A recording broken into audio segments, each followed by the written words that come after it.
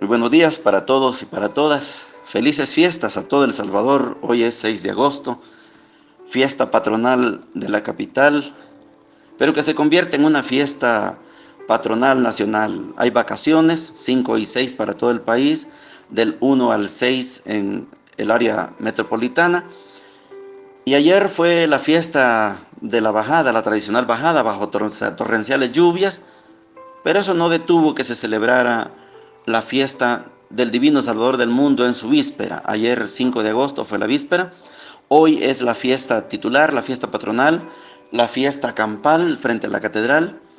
Está programada para las 10 de la mañana esa misa. Y Dios bendiga a El Salvador pues en estas fiestas en honor al Divino Salvador del mundo. Vamos a continuar ahora con la homilía de Monseñor Romero que comenzamos ayer, que es la homilía del 21 de junio de 1979, recordando que el día 20 de junio fue asesinado el padre Rafael Palacios, sacerdote joven, atendiendo la parroquia del Calvario. Él fue párroco ahí en el Calvario y después se fue a Mexicanos, a Francisco Mexicanos. Y cuando iba a cumplir una labor de sacerdote, una acción pastoral en el Calvario, cuando se dirigía hacia la iglesia del Calvario de Santa Tecla, fue interceptado por el Escuadrón de la Muerte. Y los testigos hablan de que intentaron secuestrar al sacerdote, pero él se defendió, sabía un poco de defensa personal y fue ahí acribillado a balazos en la 8ª Avenida. Monseñor está molesto, podemos decir en lenguaje popular, está bravo, porque le han tocado a uno de los sacerdotes jóvenes. Y está haciendo un llamado de atención que por lo menos se resume en 3 expresiones. La muerte del padre Palacios, dice él, es una denuncia del pecado del mundo. Esa es una que desarrolló ayer, es una denuncia del pecado del mundo. Después va a decir Monseñor que la muerte del padre Palacios es una denuncia del pecado de la iglesia, porque prácticamente la iglesia no defiende a sus sacerdotes y tampoco defiende a sus clérigos, a sus catequistas. Y tercero, la muerte del padre Rafael Palacios denuncia su propio pecado personal. No era perfecto el padre Palacios y por eso esa muerte en todo caso es para reivindicarse como persona.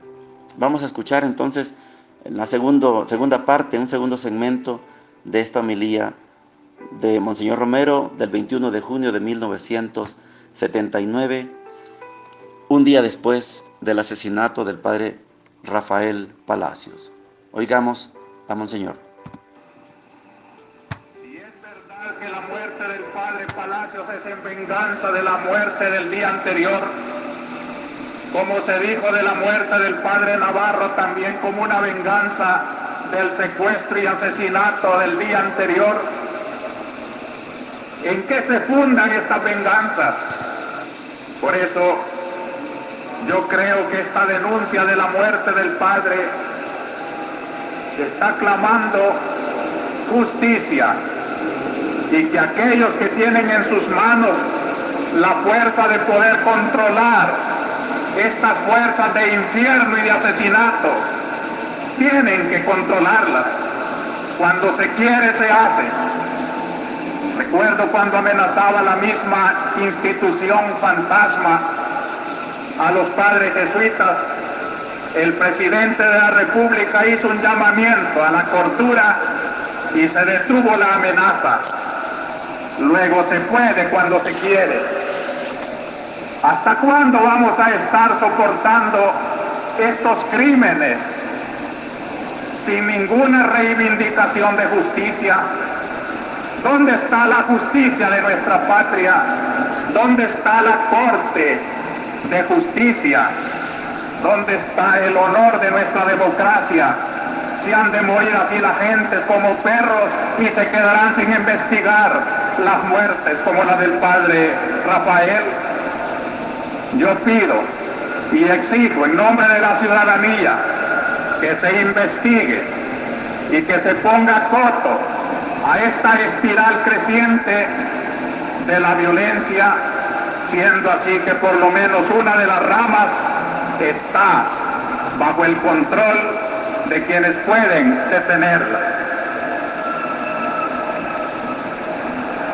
El pecado estructural, instalado, enquistado en nuestra sociedad, ya casi nos ha hecho insensibles.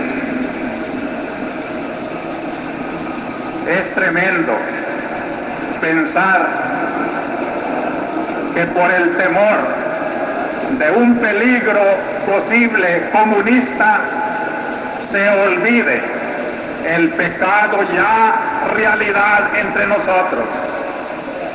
Y es necesario que en esta hora en que recogemos una víctima de esas estructuras injustas, reflexionemos la necesidad urgente de estructurar de otra manera la vida de nuestro país.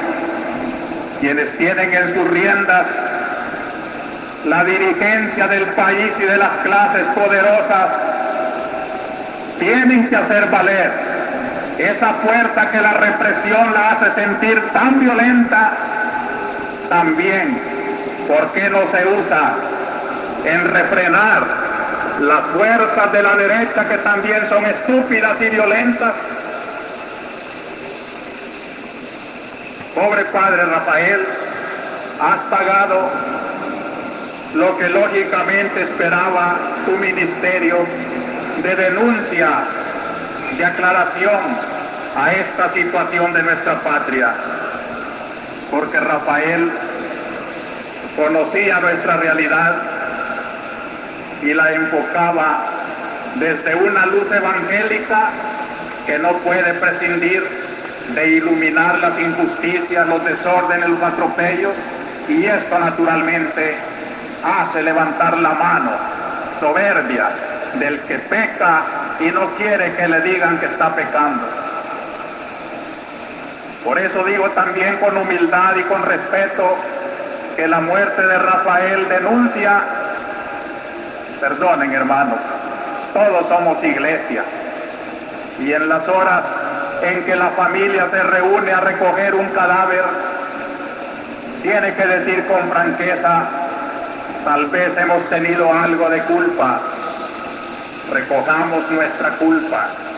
El pecado también es triste herencia de la iglesia compuesta por hombres, aunque su mística es una tendencia continua a la conversión.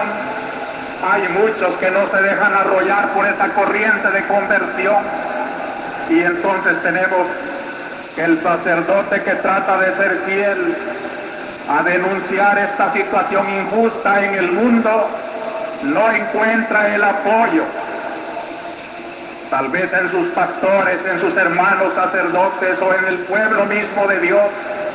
Y tal vez, hermanos, hemos colaborado a esos señalamientos injustos que ya marcan a un sacerdote como un sentenciado a muerte. Yo creo que la muerte del padre Rafael debía hacernos pensar y reaccionar,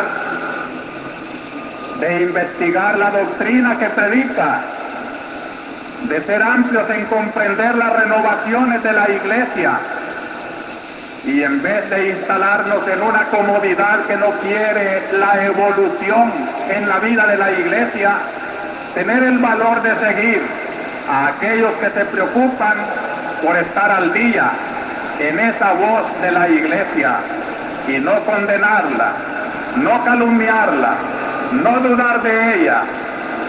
La corrección fraterna sería lo primero. El amor, la denuncia hecha con amor aún dentro de la iglesia nos es necesaria, pero jamás dar la mano al enemigo para poner en sus manos tal vez el arma que después acabará con los miembros queridos de nuestra iglesia. Es hora de reflexionar sobre el pecado de la iglesia, que todos lo podemos cometer, y porque el que denuncia tiene que estar dispuesto a ser denunciado. Lo estoy diciendo con franqueza cristiana y evangélica a los cristianos, comenzando por mí mismo, un análisis de nuestro comportamiento frente a las exigencias de una iglesia que no puede volver atrás en su compromiso preferencial por el pobre, en su denuncia del pecado y en todo aquello que la hace hacerse seguidora de nuestro Señor Jesucristo. Por eso hablo también de que en esta hora la voz de la sangre del Padre Rafael nos ha convocado para celebrar esta Eucaristía y pedir misericordia también para él, su propio pecado. ¿Qué sacerdote no siente que es un pecador y en el momento de ofrecer el sacrificio es el primero en recordar al pueblo: yo confieso ante Dios que soy un pecador y pido a ustedes que rueguen por mí? La hora de la sinceridad, la hora de la muerte, no es para echar velos de hipocresía sobre los pecados, los defectos, las deficiencias del hombre muerto. Cualquiera de nosotros podría señalar defectos en el Padre Palacios, pero en esta hora es la hora de decirle: Señor, perdónalo, porque Él también necesita tu misericordia y tu perdón. Así es pues como esa sangre con toda la sinceridad clama contra el pecado en cualquier parte en que se encuentre. Bien, vamos a dejar hasta aquí este segmento. Hemos hablado ya de las 3 denuncias: la denuncia del pecado del mundo, la denuncia del pecado de la iglesia y la denuncia del pecado personal. El sacerdote Palacios no estaba exento de ser un pecador, por eso Monseñor dice 3 denuncias. El mundo, ¿por qué tiene que cobrarse la extrema derecha en venganza, matando a un sacerdote que no tenía nada que ver con la muerte de un militar que había hecho a la extrema izquierda? ¿Qué tiene que ver un sacerdote en esto? Pero esta era la persecución que vivió la iglesia en ese tiempo del 1979 que Monseñor está predicando. Hay una denuncia de la iglesia porque en vez de defender al sacerdote, mejor lo acusamos. Hay cuchicheo, hay chisme, hay chambre, y por eso no se defiende a un sacerdote. Esto fue lo que pasó en 1979. Alguien podía haber detenido esa persecución, ese asesinato, esos crímenes, y no se hizo. No se hizo desde dentro de la estructura del gobierno, de ese pecado estructural que Monseñor menciona. No se hizo desde dentro de la estructura de la iglesia, como comunidad cristiana, como compañeros sacerdotes, como obispos. Y aquí voy a mencionarles a un monseñor, no obispo, pero un monseñor, Freddy Delgado, algunos todavía lo recordarán, hermano de Jesús Delgado. Freddy Delgado sacó un libro que se llamó La Iglesia Popular nació en El Salvador, en tiempos en que la Iglesia Popular está tomando fuerza en Nicaragua, pero esa es otra realidad. Y este monseñor Freddy Delgado, ya fallecido, dio los nombres de los sacerdotes que estaban promoviendo esa iglesia popular. Y el Escuadrón de la Muerte usó esa lista para matar a muchos sacerdotes. Así que ese Freddy Delgado, con ese libro, le puso en las manos a los Escuadrones de la Muerte nombres de sacerdotes que trabajaban, sí, con las comunidades eclesiales de base, sí, con la lectura de los documentos de Medellín, sí, con esos documentos de Puebla, Pero eso no tiene nada que ver con una iglesia popular, algo al estilo de Nicaragua, que estaba al servicio del régimen sandinista. Esta es otra cosa. Pero en vez de cuidar al sacerdote, mejor se les acusaba. De esto denuncia Monseñor. Y el pecado personal, que el martirio, así como muere el padre Rafael Palacios, como murió Monseñor Romero, el martirio borra cualquier pecado. Por eso decía, el que es mártir no necesita prácticamente ningún juicio canónico para declararlo santo. Vamos a encontrarnos entonces en la segunda parte de su programa, La Misión del Evangelio.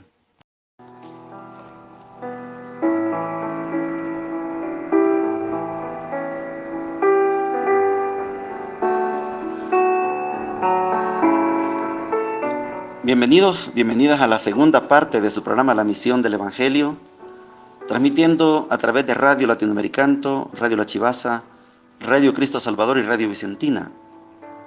Reitero el saludo de felicitación a todo El Salvador por estas fiestas patronales, estén dentro del país o estén fuera del país, como en Los Ángeles, que hacen su propia celebración. Los Ángeles, que le han llamado el Departamento 15 de El Salvador. Un abrazo para todos los que nos escuchan allá en los Estados Unidos, en Canadá, en cualquier parte fuera del país. El día de hoy vamos a tomar las lecturas de la fiesta del Divino Salvador del Mundo, que es la fiesta de la Transfiguración. Y para eso vamos a hacer una pausa en la lectura que llevamos correlativa de los profetas. Y vamos a tomar como primera lectura la lectura del profeta Daniel. Es llamado profeta, yo voy a explicar, eso no tiene nada que ver con el profetismo que hemos estado estudiando. Vamos a hablar sobre Daniel. Digámosle profeta, pero vamos a explicar que no es tanto el término que le corresponde al profeta Daniel, como al profeta Isaías, como al profeta Jeremías. Ese es otro tipo de profetismo, ya vamos a hablar. Leemos Daniel capítulo 7, versículos del 9 al 14, y dice lo siguiente. Durante la visión, vi que colocaban unos tronos y un anciano se sentó. Su vestido era blanco como la nieve, su cabellera como lana limpísima, su trono llamas de fuego, sus ruedas llamaradas. Un río impetuoso de fuego brotaba delante de él. Miles y miles le servían, millones estaban a sus órdenes. Comenzó la sesión y se abrieron los libros. Mientras miraba en la visión nocturna, vi venir en las nubes del cielo como un hijo de hombre, que se acercó al anciano y se presentó ante él. Le dieron poder real y dominio. Todos los pueblos, naciones y lenguas lo respetarán. Su dominio es eterno y no pasa. Su reino no tendrá fin.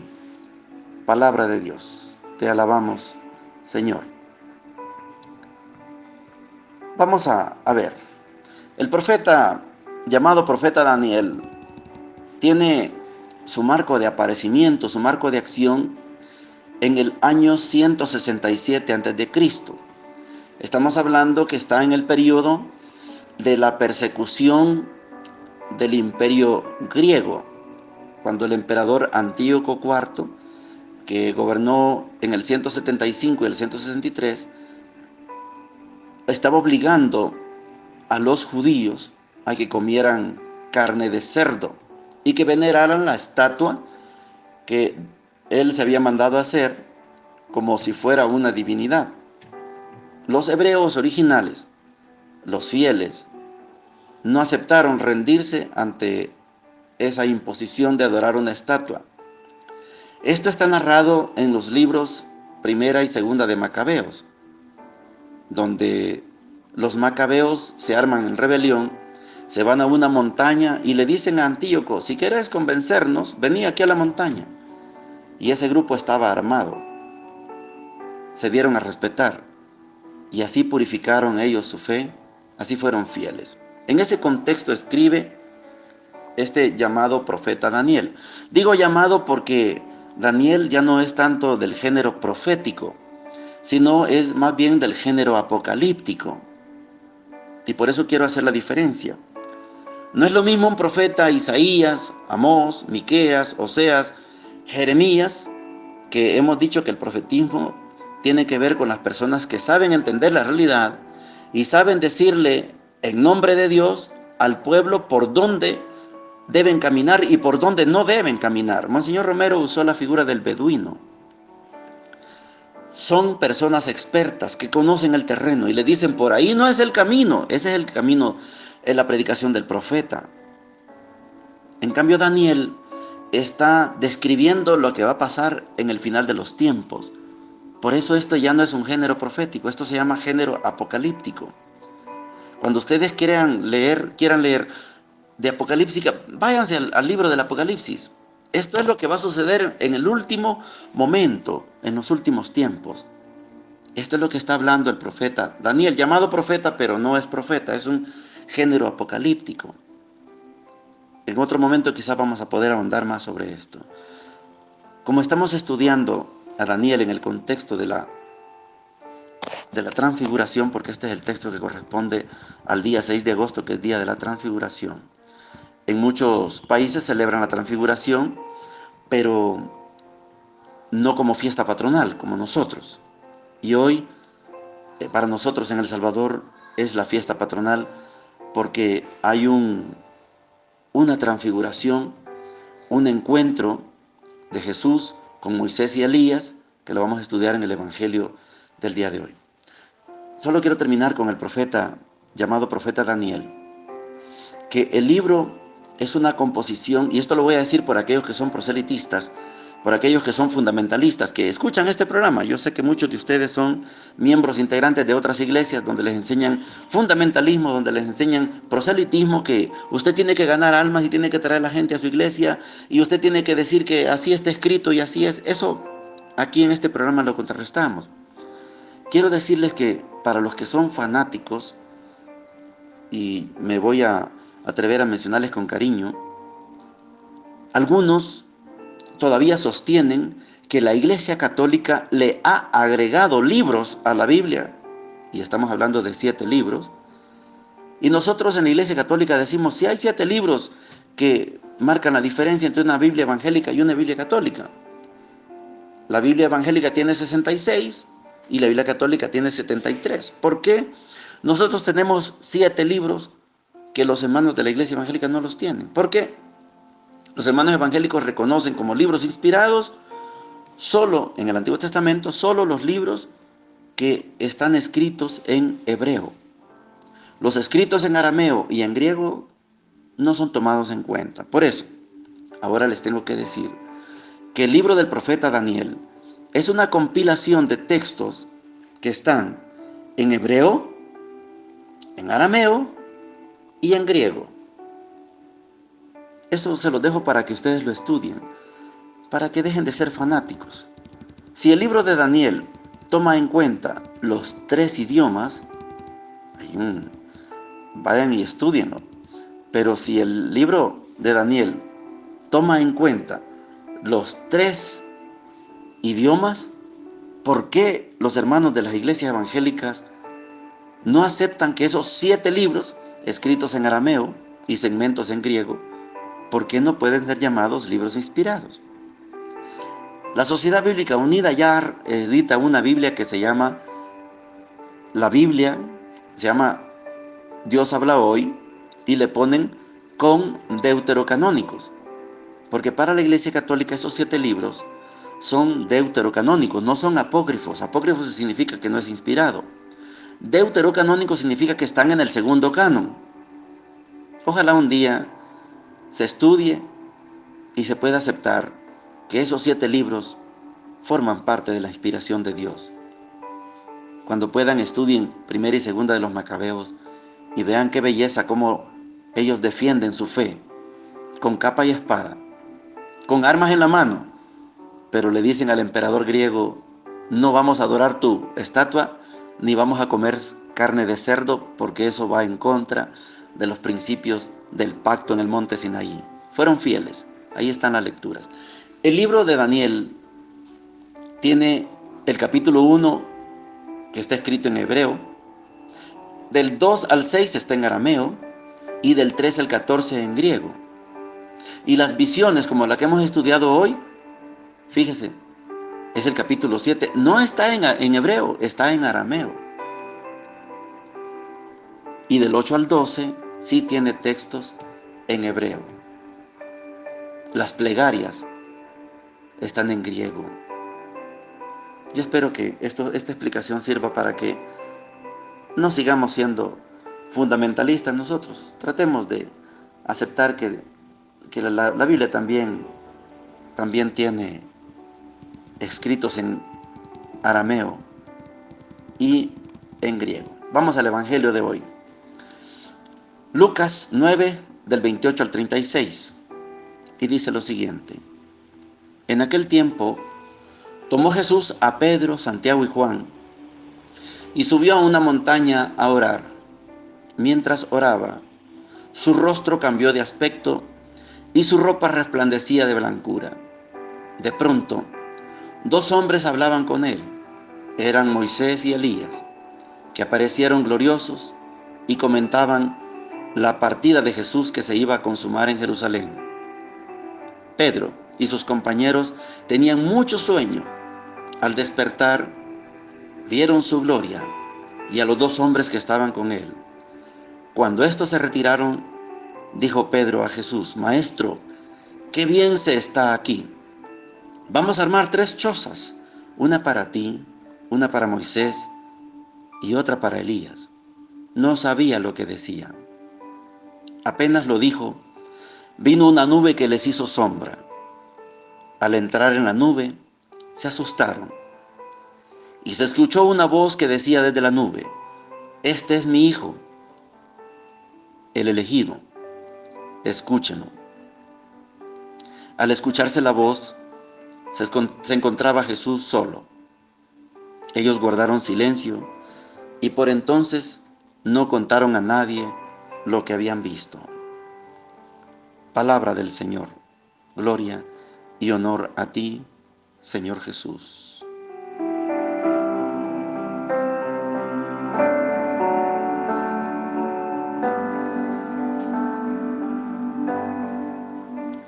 Para el Sanedrín, para la religión oficial judía,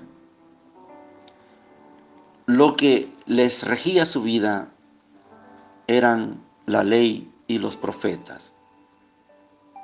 La ley es aquellos 10 mandamientos que ya hemos estudiado en el canal de YouTube, que no son 10, que pueden ser 14, que pueden ser 40, y que el Sanedrín lo convierte en 613 mandamientos.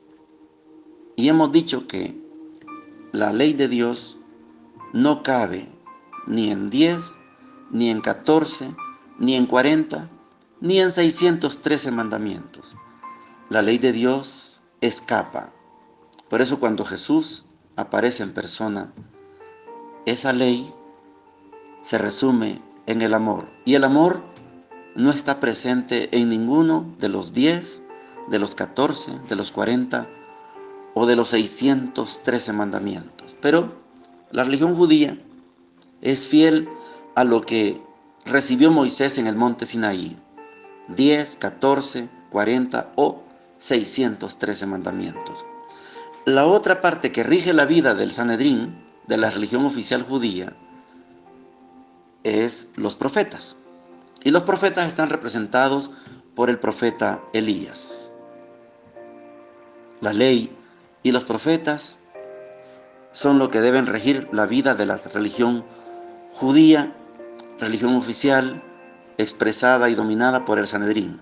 Sumos sacerdotes, escribas, maestros de la ley, los saduceos, todo el conjunto de poder religioso en la época. Mateo tiene una manera de presentar a Jesús como el que es el Mesías. El anunciado en el Antiguo Testamento es Jesús. Estamos leyendo hoy a Lucas, que tiene otra intencionalidad. Lucas tiene la intencionalidad de que aquellos que ya están estudiados, que están preparados, sepan que Jesús es el maestro de maestros. Por eso cuando Pedro le dice: Maestro, qué bien se está aquí, vamos a hacer 3 chozas. Maestro, Lucas tiene la intención de que toda esa sabiduría griega no es suficiente, porque hay algo más importante que esa sabiduría de Platón, Aristóteles, Sócrates, los presocráticos y los postsocráticos. Toda esa sabiduría no es capaz de llegar a las realidades últimas, pero Jesús sí. Por eso se escucha esa voz: este es mi Hijo, el amado. Este es mi Hijo, escúchenlo. Este es el elegido. Lucas pretende que todos y todas lleguemos a Jesús. Para nosotros, en el país, haber escogido la fiesta de la Transfiguración como fiesta patronal fue providencial. Yo sé que algunos analistas y políticos hablan de la imposición del nombre del divino Salvador. Es posible que sea verdaderamente una imposición. Nosotros no escogimos nuestro patrono. Podríamos haber escogido como Costa Rica, Nuestra Señora de los Ángeles, Guatemala como la Virgen de la Asunción, Nicaragua como la Purísima o la Virgen de la Merced, Panamá también como Santa María la Antigua. Sí, podíamos haber escogido a un santo, una santa, a una virgen o a un apóstol, como España tiene de patrono a Santiago apóstol, pero escogimos o se nos impuso al divino Salvador del mundo. Providencialmente somos seguidores de Jesús y de Jesús transfigurado. Fíjese que hay 3 acciones de las cuales podemos aprender. La transfiguración como transfiguración de Jesús, la transfiguración personal, porque yo también debo transfigurarme como Jesús, y políticamente tenemos necesidad de ver también la transfiguración de un país. Dios quiera que podamos adorar y admirar la transfiguración de Jesús, que es el texto de Lucas que tenemos hoy. Dios quiera que podamos también nosotros vivir nuestra propia transfiguración. Y como dice la enseñanza popular, no es bueno que nos comparemos con otros. Comparémonos con nosotros mismos. ¿Cómo éramos antes? ¿Cómo somos hoy? Y ojalá vayamos mejorando. Esta sería nuestra propia transfiguración. Y ojalá políticamente también se transfigure nuestro país. Que este país sea hoy mejor que antes y que mañana sea mejor que hoy. Estas serían las 3 transfiguraciones que nos pueden quedar como demanda. Bueno, ayer pusimos el himno de batalla, el himno de la Iglesia Popular del Salvador, el himno de la Misa Popular Salvadoreña. No es misa campesina, es misa popular, es misa compuesta por Guillermo Cuellar, Piquín. Y hoy vamos a irnos al canto tradicional. Vamos a despedirnos hoy con el himno al Divino Salvador. El himno que la Iglesia oficial nos presenta y que sea para nosotros un momento de meditación. Bendiciones para todos y para todas.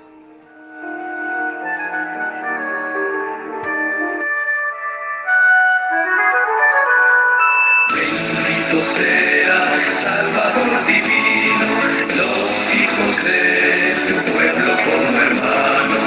A tus plantas divinas nos postramos, adorando tu excelsa majestad. La tierra que regaste con tu sangre, hinos de amor te canta agradecida. Eres camino, luz, eterna vida. Eres Rey de los siglos inmortal. Bendito seas, Salvador divino, los hijos de tu pueblo como hermanos. A tus plantas divinas nos postramos, adorando tu excelsa majestad. Lleno está de tu gloria el universo, la falange de apóstoles hermosa, rodea tu trono en la nación gloriosa. Resuena en tu cántico eterno.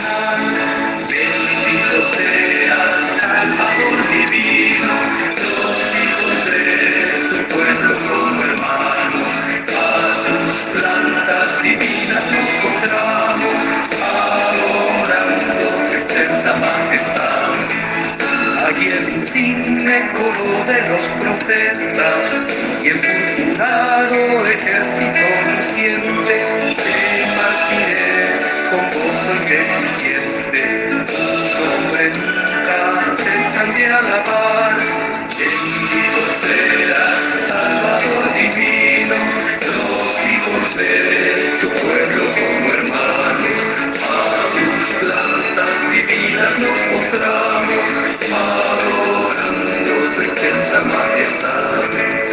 La iglesia santa por el orden entero pregona tu poder y tu grandeza, que eres el Dios de espléndida belleza, que eres el Dios de amor y de bondad.